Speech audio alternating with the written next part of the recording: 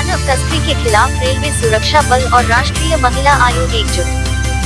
मार्च 19, 2024। मानव तस्करी से निपटने की दिशा में एक महत्वपूर्ण कदम में राष्ट्रीय महिला आयोग (NCW) ने आज रेलवे सुरक्षा बल (RPF) के साथ एक समझौता ज्ञापन (MOU) पर हस्ताक्षर किए। अस्सलामु अलैकुम, मैं ज़मीर अहमद अंसारी और आप देख रहे हैं Z news for you.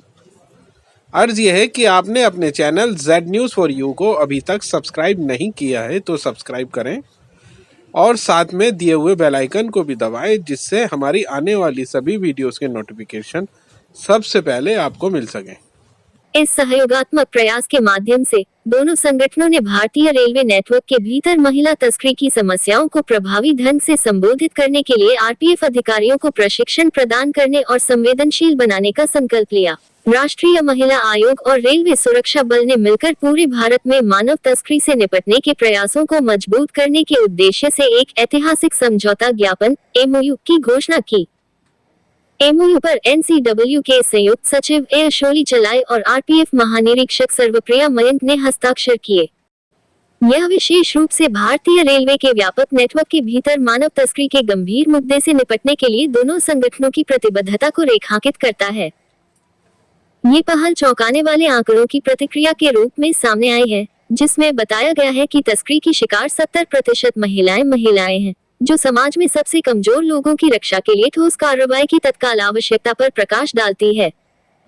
NCW, जिसने 2 अप्रैल 2022 को मानव तस्करी विरोधी सेल की स्थापना की, महिलाओं की तस्करी से निपटने के लिए पहले से ही केंद्रीय औद्योगिक सुरक्षा बल (CISF) के साथ काम कर रहा है। श्रीमती रेखा शर्मा, अध्यक्ष NCW, ने कहा, महिलाएं और युवा लड़कियां विशेष रूप से तस्करी के प्रति संवेदनशील हैं। 65,000 किलोमीटर और 7,500 स्टेशनों तक फैला भारतीय रेलवे का विशाल रेलवे नेटवर्क दुर्भाग्य से तस्करों के लिए एक माध्यम के रूप में कार्य करता है।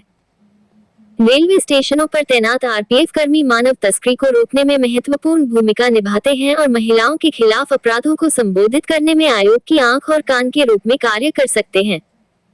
MOU के मुख्य उद्देश्यों में मानव तस्करी को रोकने और तस्करी की शिकार महिलाओं को बचाने के लिए सहयोगात्मक प्रयास शामिल हैं।